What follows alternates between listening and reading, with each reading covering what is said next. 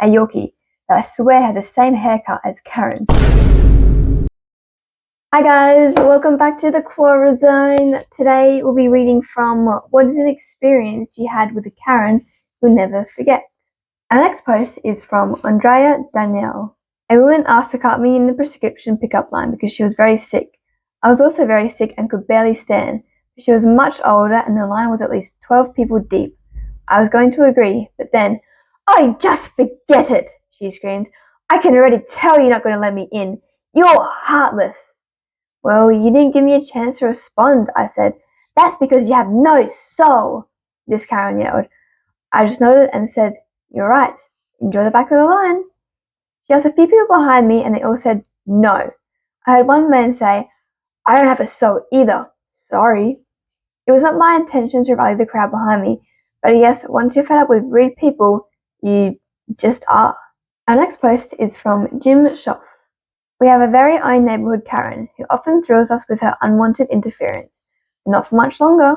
From calling the police on neighborhood kids for setting up a lemonade stand to putting notes on everyone's doors telling us that we need to seek her approval before having a garage yard sale at our own homes, because she doesn't like a lot of cars parked on her street as they upset her dog and scare her children, or telling everyone to not allow their children to ride their bikes past their house, and trying to dictate what color Christmas lights we should put up. It's ever been a never-ending entertainment. Usually I laugh and ignore her, but in late spring she forced me to engage. At the time the coronavirus was nowhere in our area, and we didn't think we'd ever be concerned here in part of the country. Boy, we were mistaken. But then we were living like it didn't exist. The family directly across from me are Hispanic, and are some of the nicest, most thoughtful people that I've ever met. They have a son who is 10 years old now, and for the last few years he has helped many of us and our elderly neighbors with chores around the house, and he never asked for any money. Of course, many of us give him money anyway, but if you know him, you know he doesn't do these things for money. He does it because it makes him feel good to help people. He told me one time that he likes to help people and make them smile. On snow days when school was cancelled, he would get up early and shovel snow off of sidewalks and driveways of our elderly neighbors before anyone had asked him to do it. If he saw that he had a lot of groceries, he would run over and jump right in helping. I've never seen my neighbors take their groceries into their house. He would run over and jump right in helping. He would pull weeds and rake leaves, anything he could do to help. This family has a beautiful pear tree in their front yard, and every year he bags up the pears and distributes them to all of us. I have talked about this good-hearted young man in another answer. His family has lived in the neighborhood for many years, even before our dear Karen moved in and tried to take over. It seemed like she always had something against this boy. Another mean old man and women in our neighborhood also don't like him because of his ethnicity, and I've tried to cause him trouble before. Anyway, he and a couple of other neighborhood kids set up a lemonade stand in his front yard with the goal of raising money to donate to the local children's hospital in the next town over. They had recently treated one of their friends from school for injuries from a farm accident. They had a nice stand set up that his father helped them build, and a large painted sign that said they were collecting money for the children's hospital. Our neighborhood is in a rural area. We have no sidewalks, but the road is wide enough for the room to pull off and stop. Many people ride by on their way to town and back. They were doing a good amount of business at their lemonade stand. But Karen decided that he and his friends were intending to keep the money and not donate it at all. So she called the sheriff's office and accused these children of defrauding a charity. Not to be outdone by a regular Karen, our Karen also called the local newspaper to announce this major fraud going on in our neighborhood. As I said, we live in a small town, so the newspaper actually sent someone out to see what was going on, but not before the police showed up. When the deputies arrived, a few of us noticed them right away, as we did not see them much in our neighborhood. Karen also saw them arrive and marched down her driveway holding a dog, a Yorkie, that I swear had the same haircut as Karen, but looked much better on the dog. The dog was also more well behaved. Karen started yelling about how the kids were using the children's hospital name to collect money to spend on themselves, and how they should all be arrested. Also, people were stopping in cars and parking on her street and scaring her dog, who at the time looked like he wanted to get down and play with the kids. After her tirade, the deputy turned and asked the kids for their side of the story, and that is when Karen made her first fatal error. She screamed at the deputy, "I am the one who pays your salary. It's your job to do as I say, not to take the word of some border-jumping Mexicans." She hadn't really noticed that the deputy talking was himself Hispanic. I had a hard time not laughing out loud as the deputy started talking to my young neighbor in Spanish. The look on Karen's face was priceless. After talking with the young man, his friends, and his father. He was satisfied that they did indeed intend to donate the money. But Karen was not to be denied her justice against these children who had committed this vile offence on her street, and insisted that they didn't have a permit to operate a business and should be written a ticket and forced to close down. Besides, no one had asked her if it was okay to open a lemonade stand in her neighbourhood. At that point, the deputies had had enough of Karen, and so had I. The deputy told her that outside the city limits there was no law against having a roadside stand. No permit is needed. As long as your stand is on your property and far enough back from the road, it's legal. We have farmers with roadside fruit and vegetable stands all over this county. I don't know where Karen was originally from, but it wasn't around here. It had been about 45 minutes to an hour since we had all been out in the street. I asked Karen loud enough for everyone to hear, "Where are your children while you're out here in the street?" She smiled and replied, "It's really none of your business, but if you must know, my children are playing in my swimming pool in my backyard." I said, "So while you're out here bitching about someone else's kids, you left two children under the age of 6 all alone in the swimming pool. Your little girl is around 3 years old, and you left her and her brother, who was around 5, alone in the swimming pool." That made both of the deputies take immediate interest in Karen, and she visibly shrank. It was like watching the air go out of a balloon. The lemonade stand was completely forgotten about, and things shifted to Karen. One deputy told Karen that they needed to go to her house and make sure that her children were safe, and that is exactly what they did. After making sure that her children were indeed okay, the deputies came back and asked several of us if she often left the children alone like that. I wanted to say she did, but I told the truth and said that I didn't know.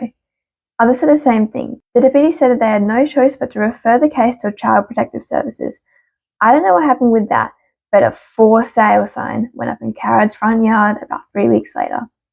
Because Karen had called the newspaper about this to make sure everyone knew about her stopping this major criminal activity, there was a story about it in our local paper several days later, making sure that her fame as an ultimate Karen was well known.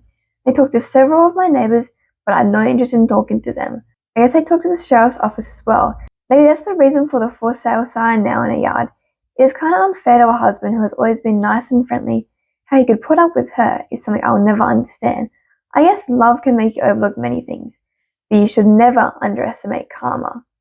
It floats around, waiting for the right time to land, and when it does, it's a bitch. Here's an edit. Just to show how bad this one was, I tried to find the letter she left for everyone in the neighbourhood regarding Christmas decorations so I could post it here, but I couldn't find it. It was basically a list of everything she found wrong with everyone's decorations being too old, lights that weren't spaced evenly or had bulbs not working, just trivial stuff that she didn't like. She didn't use any names, but she mentioned a nativity scene as being old and worn out, and a disgrace to the neighbourhood. It was in the yard of an elderly couple who had set it up every year for the last 40 plus years. It was one of their Christmas traditions. That pissed a lot of people off. I do remember that she ended the letter telling us to look at her house as an example of the right way to decorate for Christmas. Nowhere in the letter did she wish anyone a Merry Christmas, Happy Holidays, or anything. She simply signed her name. I will continue trying to find it. I know that I kept it. I know that I threw it away. The cease and deceased letters she gave everyone about not having a yard/garage sales because they upset her dog and her kids. She also considered them low class. Our next post is from Jay Quackenbush. I was shopping in the Walmart grocery section.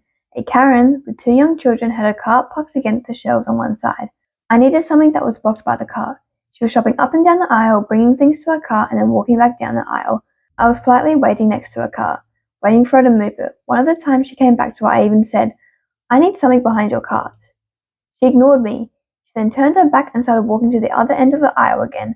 I had been waiting there for about 5 minutes, so I pushed her cart about a foot or so I could reach my item. With that, she turned and screamed, "You touched my cart!" I should mention, this was before COVID-19. She proceeded to run towards me, yelling at the top of her lungs that I had no right to touch her cart. I told her I just moved it to get an item and told her to calm down. She screamed, "No, you calm down! You're causing a big scene!" She proceeded to walk away, screaming all the way that I touched her cart. Always fun at Walmart. Our next post is from George Vaz. Not one, but two. About 8 years ago, I was starting a new job. I needed it. I had been laid off of a very good paying job about a year earlier and was working in between jobs to get by till something better came along, and this was it. I'm just a waiter, but as anyone who works in the service industry knows, not all waitering jobs are alike. In the right place, I can bring home over $1,000 over the course of 4 nights. Anyway, as a new guy, I was given the task of opening up the restaurant.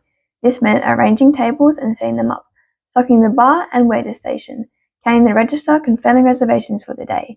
As I was new and still figuring out where things were and went. I came in about half an hour early to get ready for our 11:30 opening. Before anyone else on staff showed up to work, a loud knock comes from our locked front door. I got to see who's there, and 2 elderly women wanted to come in and be seated for service. I told them we opened for service at 11:30 and they weren't having it. They wanted to be seated now. They have a Groupon, which was set to expire, and they demand service. They insisted our website stated we open at 10:30. Told them we couldn't have people in the restaurant while we were setting up, but we'd be happy to take care of them when we open. They demanded to speak to a manager. I told them I was the only one there and they asked me if I was a manager. I said no and they replied with, "I look too stupid to be a manager." They then proceeded to seat themselves in our outdoor patio area. Fine, they were out of my way.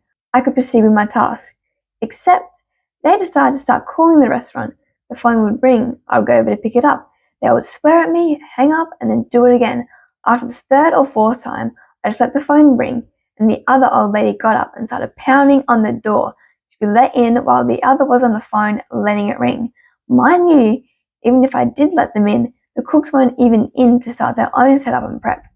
At this point, the other waiter on the schedule shows up and asks what's going on. I explain. He goes out to tell them the same things I did, and they gave him the same work over treatment of yelling, demands, and insults. How dare we deny them service? We're going to get fired and they're going to have our jobs. 11:30 rolls around. The kitchen is up and ready for service. We're up and ready for service.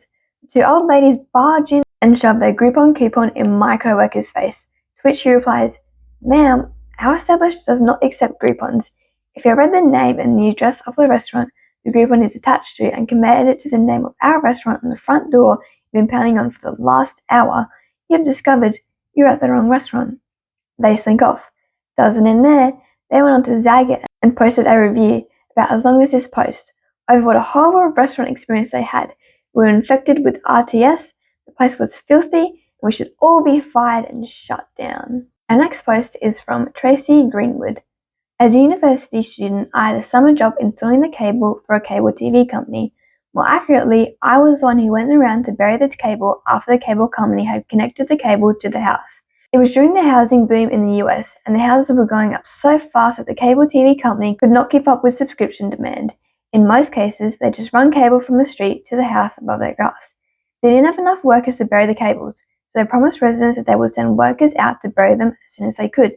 It sometimes took 6 months for the workers to get there. You can imagine homeowners were not happy. We worked in crews of 3. I was with 2 Hispanic men. We rang the doorbell of our home. There was no answer.